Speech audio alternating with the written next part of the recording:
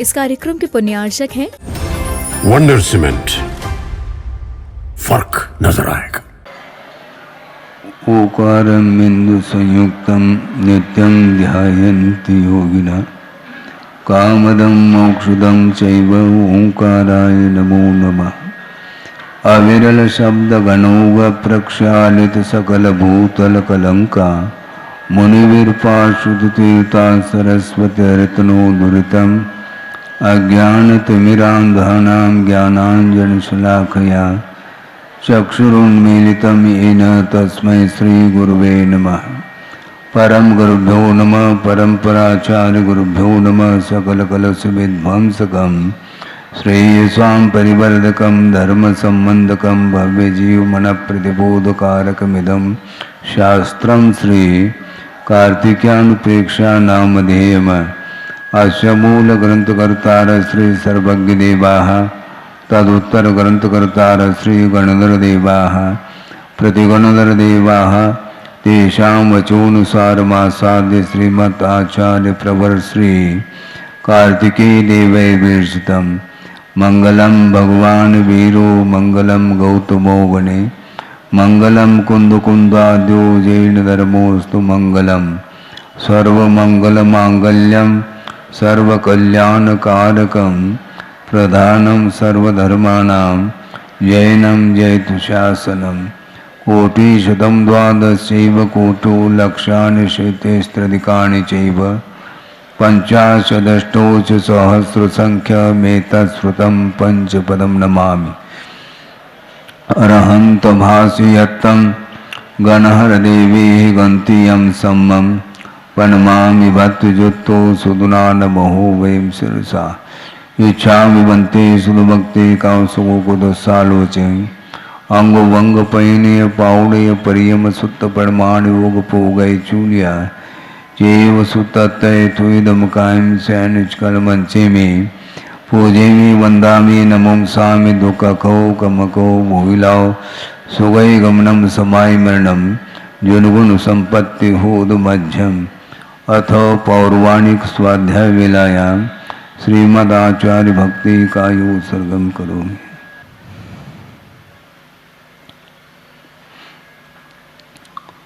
श्रुतु जलधिपारगेभ्य स्वपरमत विभावना पटुमतेभ्य सुचरित तपोनिधिभ्यो नमो गुरुभ्यो गुणगुरुभ्य। छत्तीस गुण समग्रे पंचम्याचार करण संदर्शे शिष्यानुग्रह कुशले धम्मायिरे सदा वंदे। गुरुभक्त संयमेन तरंत संसार सायरम घोरम छिन्नन्ति अट्टकं मम जम्मन मरणं न पावेन्ति। ये नित्यं व्रतमंत्र ओम निरुता ध्यानाग्निहोत्राकुला षट्कर्मा विरता तपोधनदना साधुक्रिया साधवा शील प्रावरणा गुण प्रहरणा चंद्रार्गतेजोदिकाः मोक्षद्वारक पाठ पाठ नवटाः प्रीणन्तु मां साधव। गुरुव पांतुनो नित्यं ज्ञान दर्शन नायकाः चारित्राणुगंभीरा मोक्ष मार्गोपदेशकाः इच्छामि बन्ते आयुर्वत्ति कांसकोदसालोचे सम्मनान समदंसन समचर्युक्तानं पंचव्याचाराणाम् आयुर्यानम आयारादेशुनानुपदेशानुम वज्रायानम तिरेन वनपालयानम सौसानम सैनिचकल मंचे में पूजे में वंदामि नमंसामि दुःखको कमको मोहिलाओ सुगै गमनम समाय मरणम जिनुगुण संपत्ति होद मध्यम। तिहुवनुतुल्यं देवं वंदितातिहुवनिंद परिपूज्यं ओछम अनुपेहावो भवीय जनानंद जननी वो।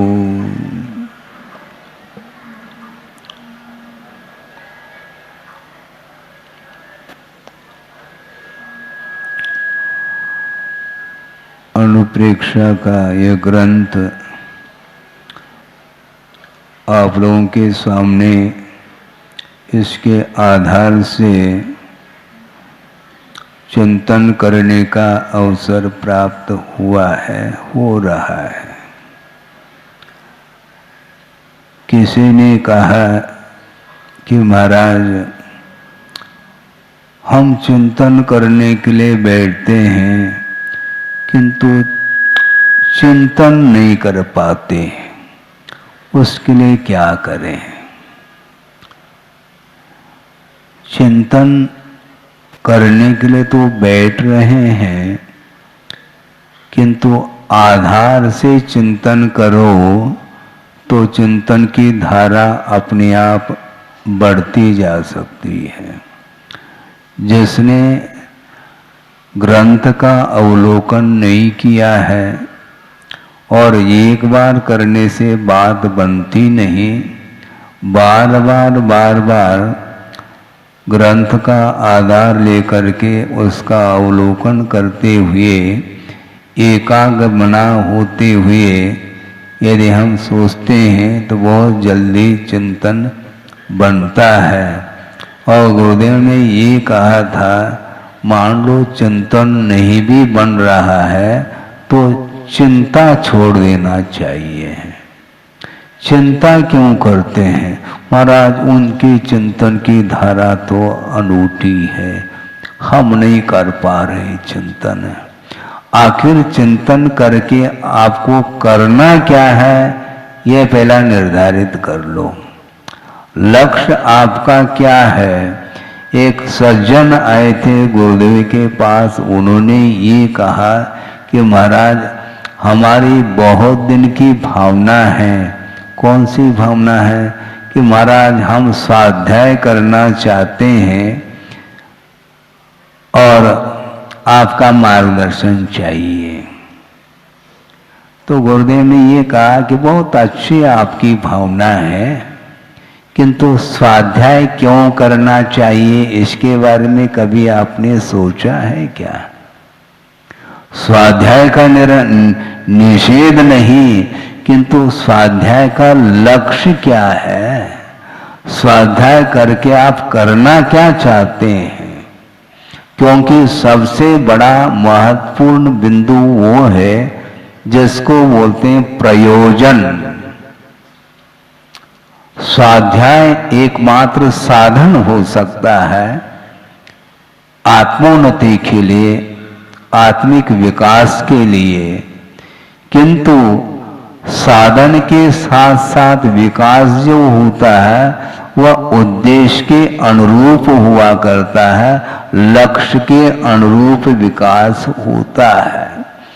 आप आगम की कोई भी एक पंक्ति ले लो, कोई बाधा नहीं।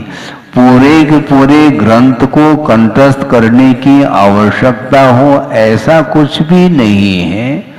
12 भावना है, 1200 तो है ही नहीं। एक भावना के बारे में भी आद्योपांत आपका चिंतन निरंतर चलता रहेगा तो निश्चित रूप से उसके माध्यम से कल्याण होने वाला है। बल्कि गुरुदेव का ये कहना है कि हमें संस्कृत नहीं आती, हमें प्राकृत नहीं आता, तो हम कोई चिंतन नहीं कर पाएंगे, ऐसा है। आप मराठी में चिंतन कर लो, कन्नड़ में चिंतन कर लो, हिंदी में चिंतन कर लो। चिंतन करने में भाषा का कोई रोल नहीं है। भाषा एकमात्र माध्यम है, शब्द एकमात्र माध्यम है भाव तक पहुंचने के लिए। इसलिए चिंतन आपको निश्चिंत होकर के करना है। चिंतन करने वाला व्यक्ति भी बार बार घड़ी देखता है तो वह चिंतन नहीं कर पाएगा, ये तो पक्की बात है। क्योंकि वो हमेशा उसका उपयोग अन्यत्र जा रहा है। जिसका मन आकुल व्याकुल नहीं है, निराकुल है, तो निराकुल भाव के साथ ही हम वस्तुतः अध्ययन कर सकते हैं। हमने सुना था आज कौन सा दिन है?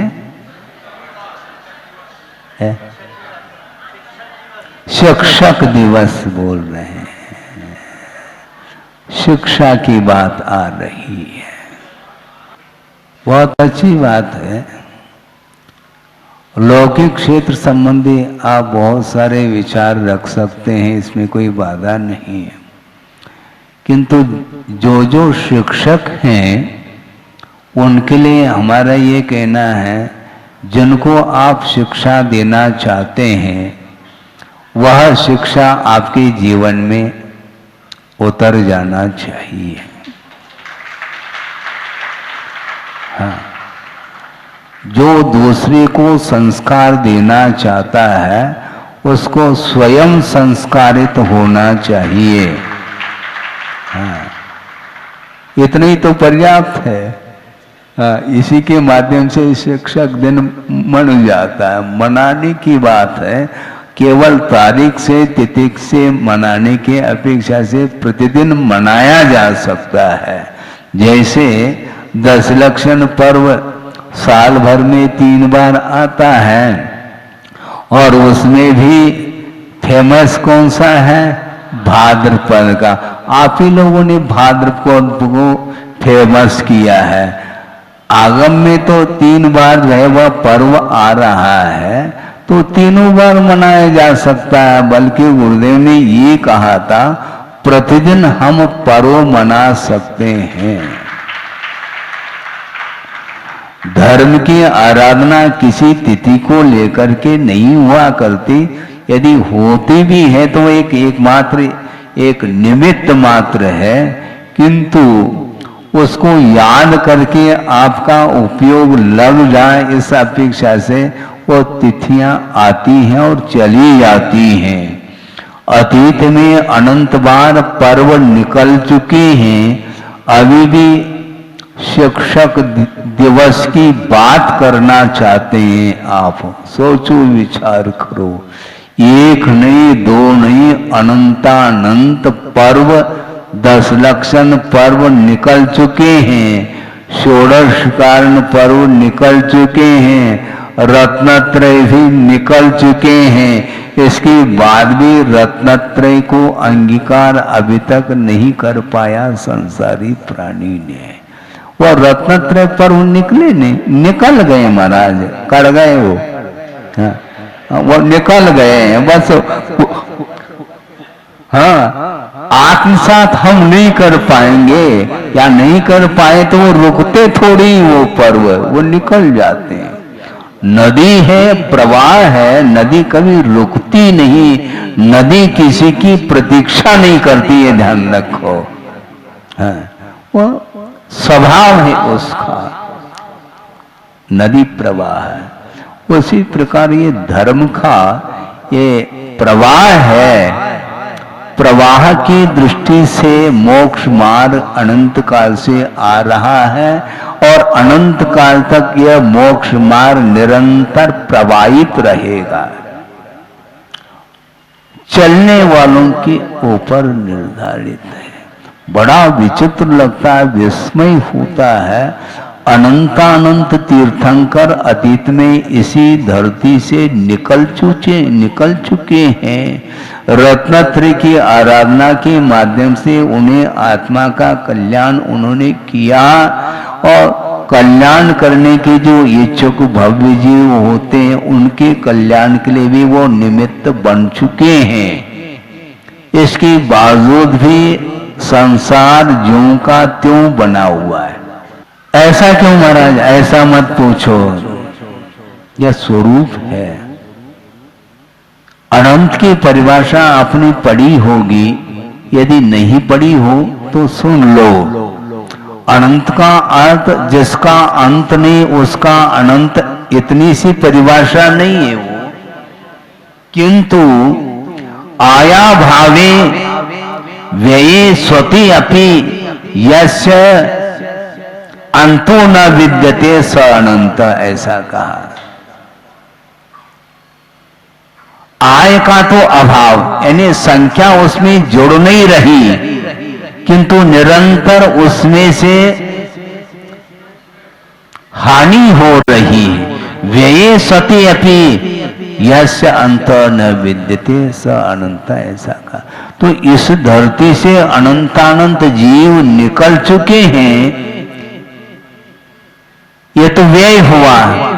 और आय नहीं हो रहा है, कहीं बाहर से संसारी जीव आकर के जुड़ रहे हों, ऐसा नहीं, वो विद्यमान है, इसलिए आय का अभाव है और व्यय निरंतर जारी है। इसके उपरांत भी जिसका व्यय अर्थात अंत ना हो उसका नाम अनंत कहा है। इसलिए एक सूत्र आता है सिद्धांत ग्रंथ में, सर्वधा, यानी हमेशा यह संसार बना रहने वाला है। मिथ्या दृष्टियों की संख्या अनंत है और कितने काल तक रहेगी, सर्वथा हमेशा वह मिथ्या दृष्टि संसार में बने रहेंगे। और उन्हीं जीवों में से कुछ ऐसे जीव होनहार होते हैं जो मिथ्यात्व का विच्छेद उनके परिणामों के द्वारा होता है और सम्यक को प्राप्त करके वह आत्म कल्याण कर लेते हैं।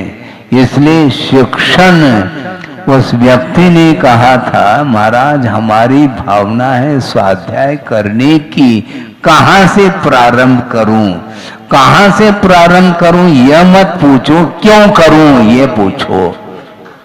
हाँ, स्वाध्याय क्यों करना चाहिए, धार्मिक अनुष्ठान क्यों करना चाहिए। महाराज अड़ोस पड़ोस के लोग करते हैं इसलिए, तो अड़ोस पड़ोस के लोग करते हैं, महाराज अड़ोस पड़ोस के लोग मंदिर जा रहे हैं इसलिए हमें क्या कहेंगे लोग। हाँ, को का कहे, हाँ कौन क्या कहेगा, इस विकल्प के साथ ही नहीं तुम मंदिर जाओगे तो उससे होना कुछ भी नहीं है। एक दूसरे की ओर दृष्टि रखते हुए हम अपने आप को सुधारने का प्रयास करते हैं तो वो सुधार नहीं हो पाता। सुधार का अर्थ क्या होता है, अच्छे ढंग से धारण करना होता है, उसका नाम सुधार।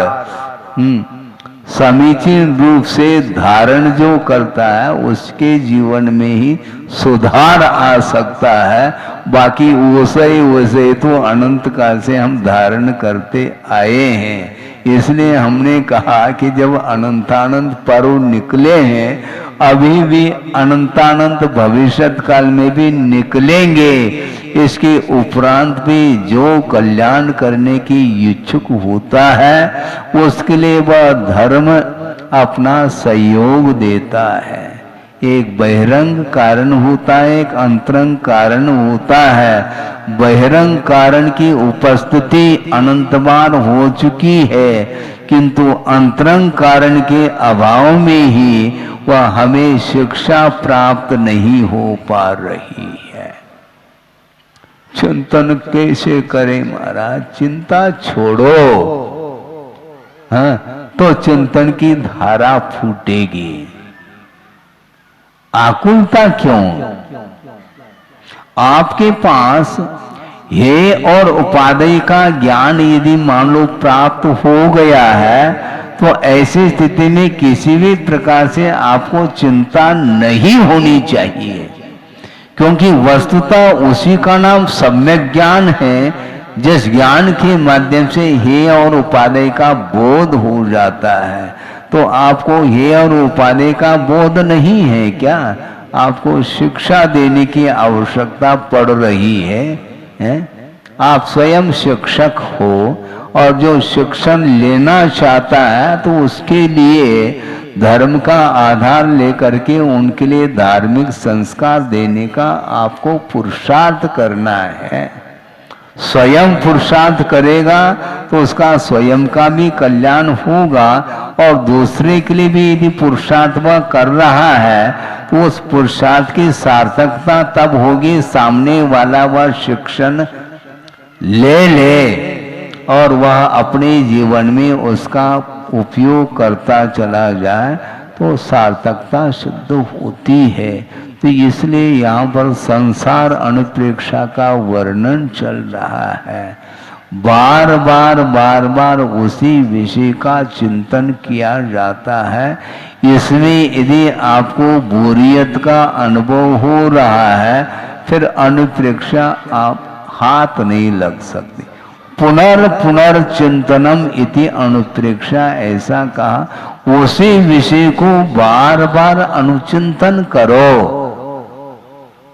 है अनुचिंतन करेंगे तो अनुसंधान होगा, लेकिन अतिसंधान नहीं करना, ये ध्यान रखो। अतिसंधान करेंगे तो पतन होगा और अनुसंधान करेंगे तो उत्थान होगा। इसी का नाम शिक्षा दिवस है। बिल्कुल हम अतिसंधान करते हैं, वो ठीक नहीं माना जाता, क्योंकि उसमें संदेह उत्पन्न होता। हमें संदेह नहीं करना। जिनेंद्र भगवान के वचनों में संदेह के लिए गुंजाइश नहीं। आपको आंख मीच करके उसको स्वीकार करना होता है। एक्सेप्ट करो। है आप दूसरे को शिक्षा दे रहे हैं मान लो, और सामने वाला यदि मान लो एक्सेप्ट नहीं करता है तो आपको कैसा लगता है? क्या महसूस किया आपने? क्योंकि आप शिक्षक हैं, आपको कैसा लगता है? देखो हमने रात दिन हम मेहनत कर रहे हैं और सामने वाला व्यक्ति स्वीकार ही नहीं कर रहा है। क्या हुआ? वो स्वीकार क्यों नहीं कर रहा है, ये सोचो। हमारे अंदर कहीं कमी हो सकती है, पॉसिबिलिटी के रूप में कह रहा हूं, संभावना के तौर पर। आपके अंदर कमी है ऐसा नहीं है, आपके अंदर कमी नहीं है और वह स्वीकार यदि नहीं कर रहा है तो आपका दोष नहीं, उसका दोष है। क्योंकि उसका उपादान नहीं, उसके अंदर योग्यता नहीं है, इसलिए श्रद्धा का भाव जागृत नहीं हो रहा है। ज्ञान के माध्यम से यदि श्रद्धा उत्पन्न नहीं होता है तो फिर ऐसी स्थिति में वह उस ज्ञान में समीचीनता आ कैसे सकेगी? ज्ञान से शून्य कोई भी जीव नहीं है। प्रत्येक व्यक्ति के पास वह ज्ञान गुण है, और आगमकारों का यह कहना है ज्ञान स्वपरक प्रकाशी है। ज्ञान अपने आप को भी प्रकाशित करता है और दूसरे को भी प्रकाशित करने की क्षमता उसके अंदर है। तो ऐसी स्थिति में प्रत्येक जीव के पास वह ज्ञान गुण है, फिर आपको तनाव किस बात को लेकर के हो रहा है? पर ज्ञान तो है, लेकिन क्या है? तुलनात्मक दृष्टि से अल्प है महाराज। अल्प और ज्यादा की चिंता नहीं करो। अल्प है किंतु वह समीचीन है तो उत्थान होगा। हाँ, अल्प बहुत की ओर दृष्टि मत रखो, क्योंकि अल्प बहुत की परिकल्पना जब तक संसार में रहेंगे तब तक तो ये कल्पना बनी रहेगी। हाँ, जब तक केवल ज्ञान नहीं होगा तब तक आप तुलनात्मक दृष्टि से ही आपके पास ज्ञान रहने वाला है। हाँ, पक्की बात है। जो सुभूति मुनि, उनके पास भी ज्ञान है, अत्यल्प मात्रा में, ज्यादा नहीं, उससे कई गुना ज्ञान आपके पास है, ये ध्यान रखो। क्योंकि आप शिक्षक हैं, आप शिक्षक हैं और वो शिक्षक नहीं रहे, ध्यान रखो, सुबोधि मुनि, किंतु उनके द्वारा शिक्षा मिल रही है। उनका जो श्रद्धान रहा वह अद्भुत श्रद्धान होगा अपने गुरु के प्रति। एक अक्षर का भी ज्ञान नहीं, नमोकार मंत्र का भी ज्ञान उन्हें नहीं हो पा रहा है, तो ऐसी स्थिति में उनके पास जो ज्ञान था उस ज्ञान ने केवल ज्ञान को कैसा पैदा कर दी। सोचो, इसको बोलते हैं समर्पण, इसको बोलते हैं आस्था, इसको बोलते हैं लगनशीलता, इसको बोलते हैं रुचि। सांसारिक प्राणी की रुचि सांसारिक कार्यों में तो बढ़ती जा रही है, और धार्मिक कार्य में ओम शांति। ओम शांति का अर्थ क्या? हाँ, वो अभावात्मक है शब्द। ओम शांति का अर्थ कुछ है ही नहीं। रुचि चाहिए, रुचि का अर्थ ही विश्वास होता है, आस्था जिसको बोलते हैं, श्रद्धान बोलते हैं। और श्रद्धान के माध्यम से ही ज्ञान में समीचीनता आती है और उसके माध्यम से स्व और पर का कल्याण हो सकता है, होता है। अपने पास ज्ञान होने के उपरांत भी आकुलता नहीं मिट रही है, जबकि वह ज्ञान निराकुलता के लिए कारण होना चाहिए। आकुलता क्यों है? कारण क्या है? व्यक्त करने की आवश्यकता नहीं, शिवभूति ने व्यक्त नहीं किया, ध्यान रखो। उदाहरण कितनी बार दें? व्यक्त करने की चिंता क्यों है आपको? आपको महसूस करना है, क्योंकि ज्ञान संवेदन के लिए कारण बनता है। पहले भी हमने एक आध दिन पूर्व में बात रखी थी, शायद कल या परसों रखी होगी। ज्ञान और संवेदन में बड़ा अंतर है। ज्ञान आपके पास है, वो दूसरे के सामने रखने की जो चिंता क्यों आपको? ज्ञान समीचीन है क्या नहीं, इसका परख कर लो। और ज्ञान यदि समीचीन है, किसी बात को लेकर के आकुलता विकल्प नहीं होना चाहिए। हाँ, बिल्कुल नहीं होना चाहिए, क्योंकि सम्यक ज्ञान जिसके पास है वो अल्प और अधिक से क्या मतलब निकलता है? आप रोटी खाते हैं? बोलो। नहीं खा सकते, आप खा नहीं सकते क्योंकि ग्रास खाते हैं। रोटी का ग्रास खाते हैं, आप कवलाहारी है, ध्यान रखो। कवल बनाए बिना आप खा ही नहीं सकोगे। तो कवल में क्या स्वाद आता है? जो रोटी में स्वाद है वही कवल में स्वाद है, ये ध्यान रखो। वो खांड की रोटी है, क्योंकि सम्यक ज्ञान है, समीचीन ज्ञान है, वो खांड की रोटी है। कहीं से भी आप कवल बनाओ और खाओ, स्वाद निश्चित रूप से मिठास आएगा। अंदर यदि खटास है तो हम नहीं कह सकते। समस्या ये है, बहुत कठिनाई है समझने में, बड़ा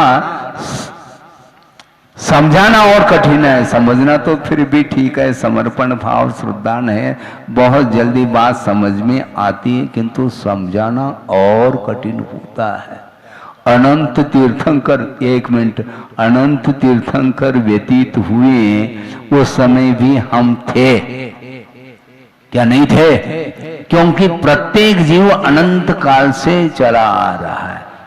जीव कभी भी उत्पन्न नहीं होता, उसकी पर्याय उत्पन्न होती है, किंतु आप भी अनंत कालीन चले आ रहे हैं। बहुत पुरानी आसामी हैं आप, हाँ, बहुत पुरानी।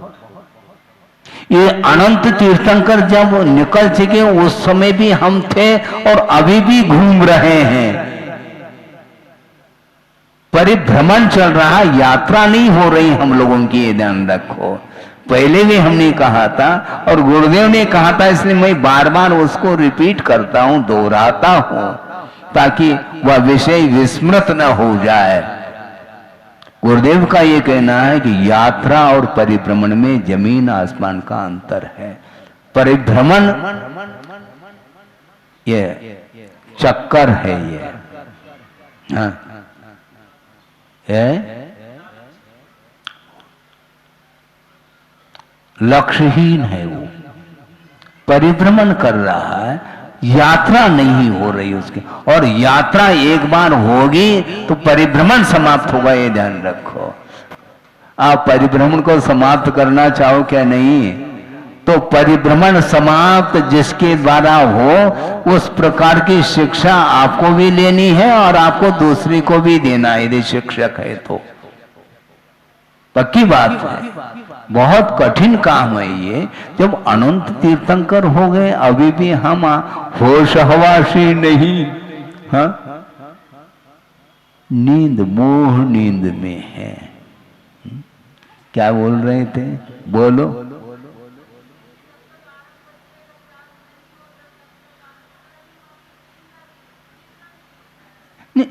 कोई रोक रहा है क्या? हाँ, समस्या ये है आपको आगे बढ़ने के लिए जब हम प्रोत्साहित कर रहे हैं तो आपको चिंता करने की आवश्यकता नहीं। आप छोड़ना चाहो तो, जैसे अभी 2 ब्रह्मचारी आए थे, हैं शंभो साहब जी के पास, उनको भेजा था हमने और पुनः समाज यहाँ पर आई तो उनके साथ वो भी आए। और उन्होंने मुंडन कर लिया और 3 प्रतिमा ले ली।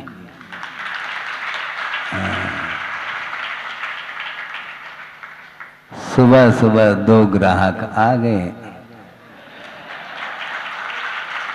दुकान चली। किसकी? गुरुदेव की। ये ध्यान रखो, मेरी दुकान नहीं है बोल के।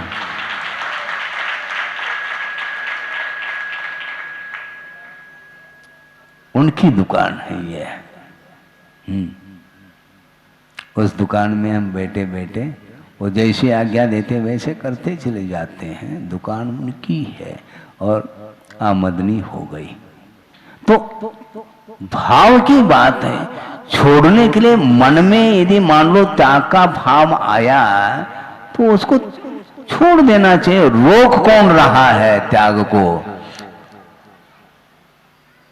स्वयं ही रोक रहा है, दूसरा रोक नहीं रहा है। ग्राहक के अंदर यदि मान लो खरीदने के भाव है तो खरीदता है, नहीं है तो हम बाद में देख लेंगे कहता चला जाता है। वो दुकानदार भेज नहीं रहा ग्राहक को, न बुलाया है, वो स्वयं आया है, किंतु वह वापस लौट रहा है। इसी का नाम परिभ्रमण है। यात्रा लौटने के लिए नहीं होती। एक बार यात्रा प्रारंभ होती है तो जब तक मंजिल नहीं तब तक वह यात्रा, मोक्ष मार्ग पर वह यात्री निरंतर वह चलता चला जाता है आस्था के साथ। कई भव लग सकते हैं, इसमें कोई बाधा नहीं, किंतु आस्था छूटनी नहीं चाहिए। एक बार पुरुषार्थ के माध्यम से सम्यक की उत्पत्ति होती है तो वह सावधानी के साथ यदि चलेगा तो वह सम्यक तो वह छूट नहीं सकता। टिकट आपने खरीद ली, जेब में रखा और ट्रेन में बैठे नहीं, तो यात्रा होगी क्या आपकी? नहीं होगी ना। तो ट्रेन में बैठना पड़ेगा।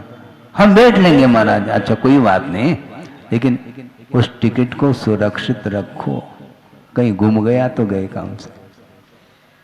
उसी प्रकार सम्यक दर्शन रूप जी ये जो टिकट है इसकी सुरक्षा रखने की, इसको निरंतर इसकी सुरक्षा की बात इसलिए कह रहा हूं क्योंकि जब तक वह सम्यक तो क्षय के रूप में परिवर्तित नहीं होगा तब तक कोई भरोसा नहीं, कभी भी वह टिकट गुम सकता है।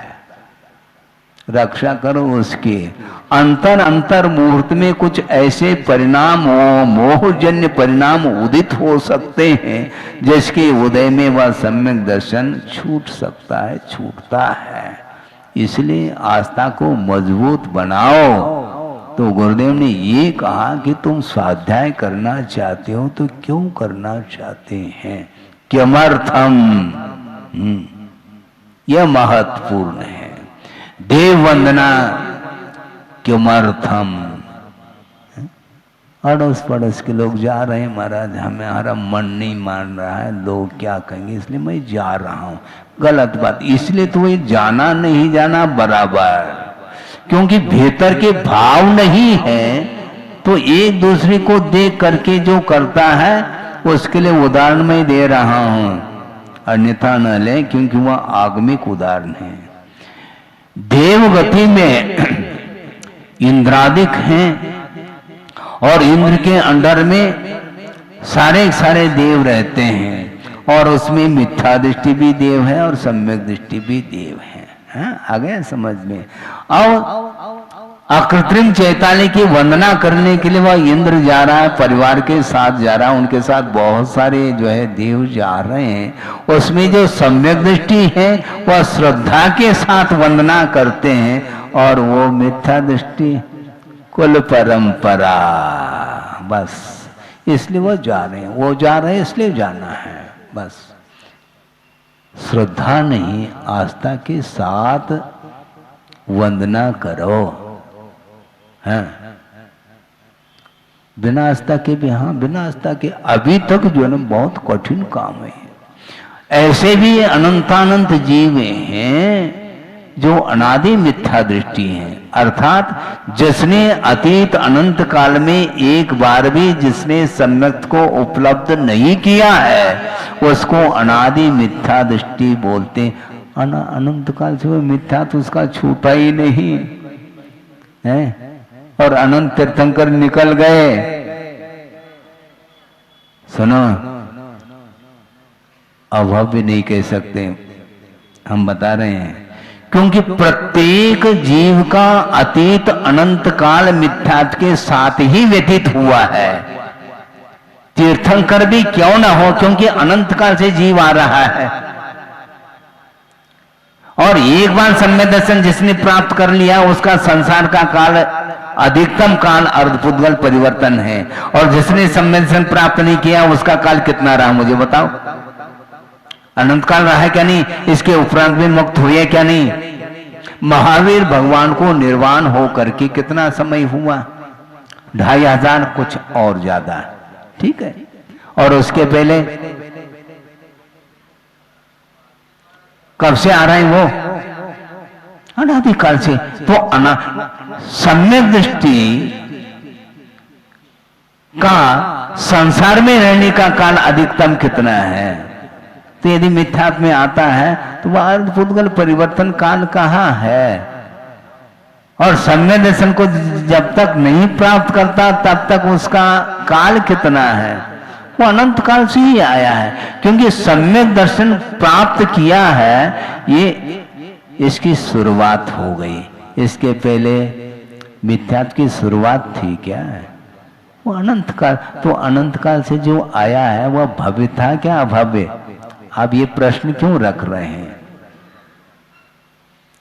भव्य होकर के भी अभी तक मुक्त नहीं हुआ, तो भव्य ही था वो, तभी तो मुक्त हो पाया। किंतु मुक्त जब तक नहीं होता अथवा सम्यक को उपलब्ध जब तक नहीं करता तब तक उसका मिथ्यात्व अनंतकालीन मिथ्यात्व माना जाता है। इसके उपरांत भी वह अभव्य के कोटि में नहीं आता है। अब क्लियर हो गया? अभी तक नहीं हुआ था, है? ऐसा ही होता है। अरे बिल्कुल नहीं, नाना जीव क्या पीछे से तो है ही, हाँ, किंतु एक जीव की अपेक्षा से भी अनादि शांत है, भव्य है, तो बस ये इसका अर्थ है। तो इसीलिए आप अपने लक्ष्य को निर्धारित करो। कोई भी क्रिया करते हैं, धार्मिक क्रियाएं, उन क्रियाओं के पीछे आपका एम क्या है, क्या उद्देश्य है, और उद्देश्य के अनुरूप ही फल निकलता है। इसलिए गुरुदेव ने हाइकू दिया है, पहले भी हमने कहा है, दोहराया, फिर से दोहरा रहा हूं क्योंकि भूल जाते हैं। गुरुदेव ने हाइकू में ये भाव रखा है, आपके सामने रख रहा हूं, प्रसंग के अनुरूप, क्योंकि प्रसंग उद्देश्य को लेकर के चल रहा है। तो जीवनोद्देश्य, जीवनोद्देश्य जनादेश पालन अनुपदेश। सुना आपने? फिर से दोहरा दूं क्या? जीवनोद्देश्य जनादेश पालन अनुपदेश। जिनेंद्र भगवान के आदेश का पालन करने का ही उद्देश्य होना चाहिए, है? और वो भी अनुपदेश कह रहे हैं, बिना उपदेश के आदेश का पालन होना चाहिए। होता नहीं महाराज, तो नहीं होता, इसलिए तो उपदेश की आवश्यकता पड़ रही है। जीवन का उद्देश्य तो बनाओ। आपका क्या उद्देश्य है महाराज? यही उद्देश्य है अभी फिलहाल कि आपका प्रवचन हो जाए तो हम जहां से आए हैं वहां पर जाने का उद्देश्य हमारा है। खत्म, यही उद्देश्य है। और कौन सा उद्देश्य मुझे बताओ? मोक्ष जाने का उद्देश्य होना चाहिए, और मोक्ष जाने का उद्देश्य जिसके अंदर है वह बहुत जल्दी सम्यक यदि नहीं है तो उत्पन्न करेगा, और उत्पन्न संवेदन और मजबूत होगा। हाँ, ये उद्देश्य बनाओ। हाँ, टिकट खरीदा है रिटर्न जाने का, जहां से आए वहीं पर जाना है महाराज। तो गुरुदेव कहते हैं जाना आना लगा हुआ है, ये छूटेगा नहीं। और इसमें रहस्य है, इसमें सूत्र है। कौन सा है? उत्पाद वे ध्रुव युक्तम सत। उत्पाद का अर्थ आना, व्यय का अर्थ जाना, और ध्रुव का अर्थ लगा हुआ, और है का अर्थ सत है। द्रव्य की दृष्टि से किसी का विनाश नहीं है, किंतु पर्याय की दृष्टि से निरंतर उसका विनाश होता चला जाता है। इसके उपरांत भी श्रद्धान नहीं हो पाता है। जब ये सारा का सारा अनित्य है संसार, श्रद्धा है क्या नहीं? जब अनित्य है तो मरण से भीति क्यों? बहुत बड़ा प्रश्न चिन्ह है। जब सारा अनित्य, पर्याय की दृष्टि से कोई भी नित्य नहीं है, और अनंत बार मरण को प्राप्त किया है अतीत में संसारी प्राणी ने, किंतु वर्तमान में यदि मान लो मरण, और मरण कहते ही वह बिफोर मर जाता है। मरण को सुन करके मरण होने के पहले ही मरण हो जाता है उसका। मान लो उधर से शेर आ रहा है, उसने खाया नहीं, उसने आक्रमण नहीं किया, उसके पहले प्राण चले गए आपके। है? क्या है? क्या है? लेकिन देखते ही हार्ट फेल।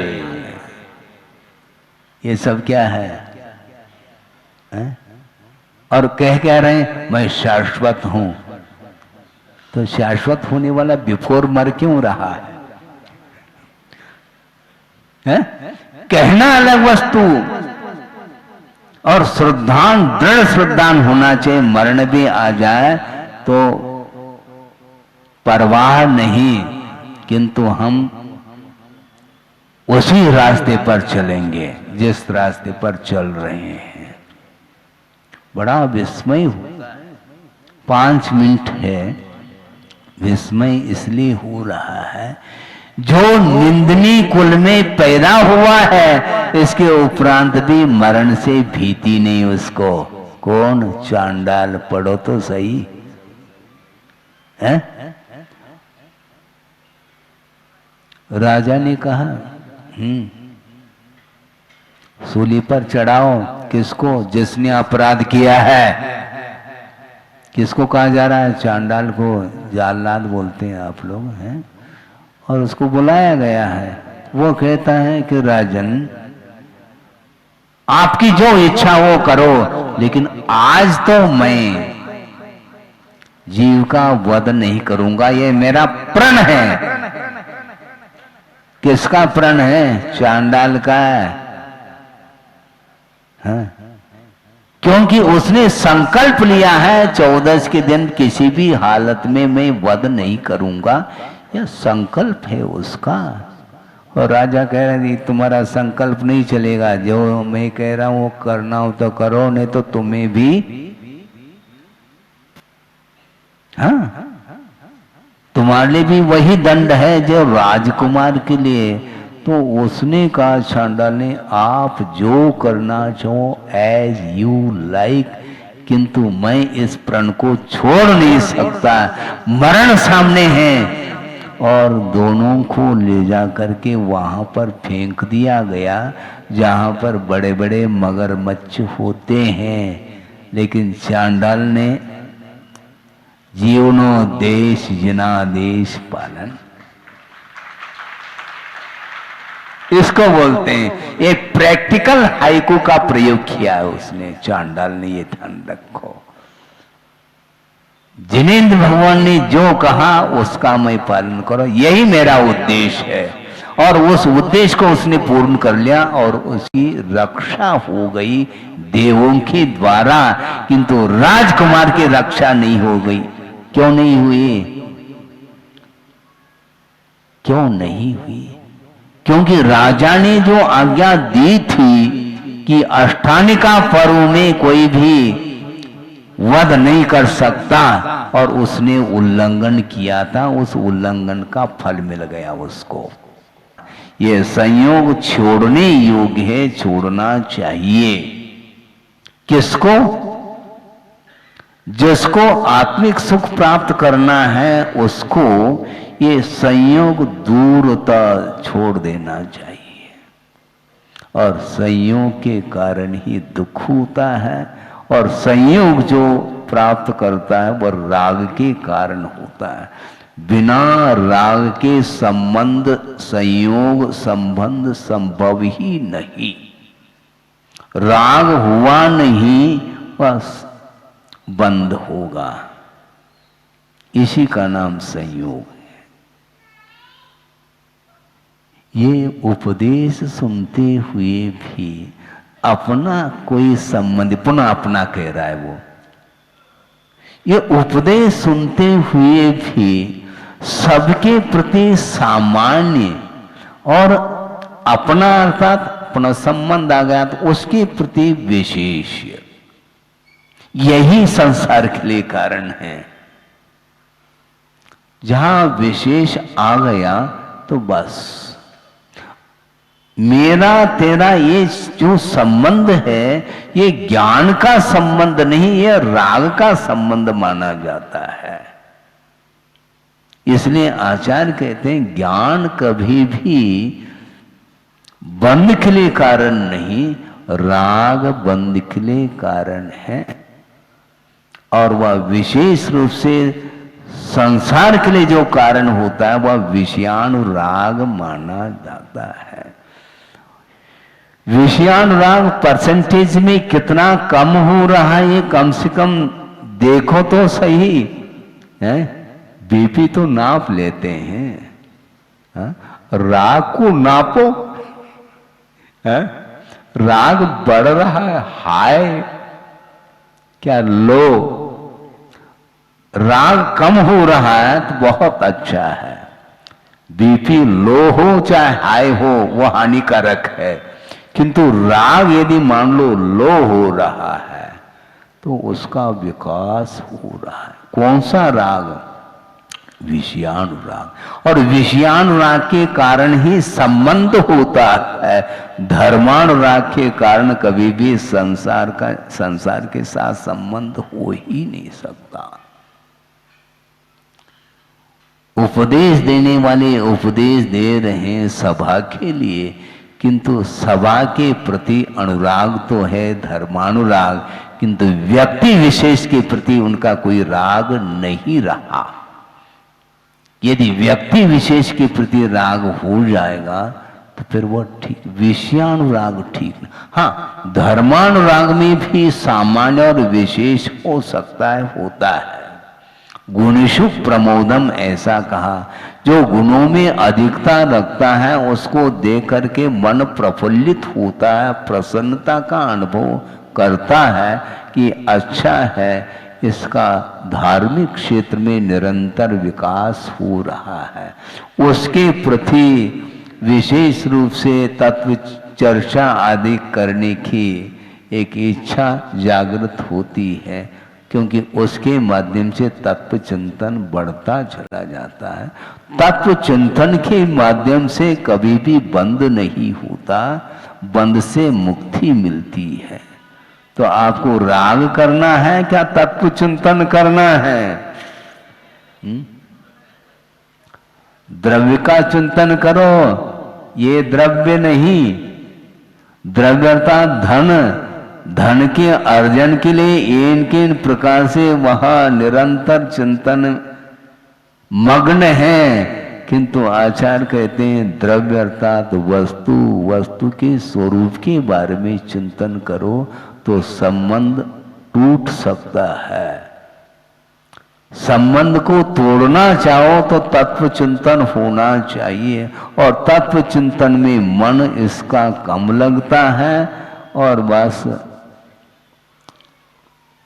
सांसारिक कार्यक्रमों को लेकर के उसका इतना जीवन भर व्यतीत कर लेता है, इसके उपरांत भी उसको वही अच्छा लगता है। यो यत्र रमते तस्मात् अन्यत्र स न गच्छति। जो जिसमें रममान है उसको छोड़ करके अन्यत्र उसका मन नहीं लगता। मोबाइल देख रहा है, कौन आ रहा है कौन जा रहा है उसको ख्याल ही नहीं, बस वो उसमें रम गया है। अन्यत्र स न गच्छति। घंटों उसमें उसका समय व्यतीत हो रहा है और राग में ही उसका समय व्यतीत हो रहा है, और जितने काल तक दीर्घ काल तक उसमें अपना उपयोग बनाए रखता है उस राग में, वो निरंतर वह कर्म का बंद करता ही चला जाता है। ये बताने के बाद भी उससे हटता नहीं। वो महाराज उपदेश दे दो, 6 महीने होने जा रहे हैं ध्यान रखो, लेकिन मोबाइल छूटा है किसी का? किसी का नहीं छूटा होगा मेरे ख्याल से। एक व्यक्ति भी एक्सेप्शन में नहीं आ सकता। व्रती हो तो हम मान लेंगे, लेकिन उसमें भी ओम शांति है। हाँ, बहुत कठिन है ये। अब व्रती होने के उपरांत कोई व्यापार तो करना नहीं, उसके बाद हलो हलो का क्या मतलब निकलता है? किसके साथ संबंध रखना चाह रहे हैं आप? एक व्रती व्रती के साथ संबंध रखे, तत्व चिंतन करे ना, लेकिन करने नहीं देता वो मन। मन आपे में नहीं तो मेरे वश में कैसा आ सकता? आपका मन नहीं आ सकता। इसलिए संयोग के माध्यम से दुख उत्पन्न होता है, ये मेन कारण है। आसक्ति जो बढ़ रही है वह संयोग के कारण है। इसलिए असौ संयोग त्रिधा परिवर्जनीय, मन से, वचन से, काय से, कृत से, कार्य से, अनुमोदन से, 9 कोटि पूर्वक ये संयोग को छोड़ो, ये कहा जा रहा है आगम में। उसको कोई सुन ही नहीं रहा है। घंटा आध घंटा सुन लेते हैं और पुनः उसी में उस संबंध के साथ चलते हैं। आपका संबंध टूट नहीं रहा। महाराज हम जा रहे हैं, कहाँ? जहां से आए थे वहां।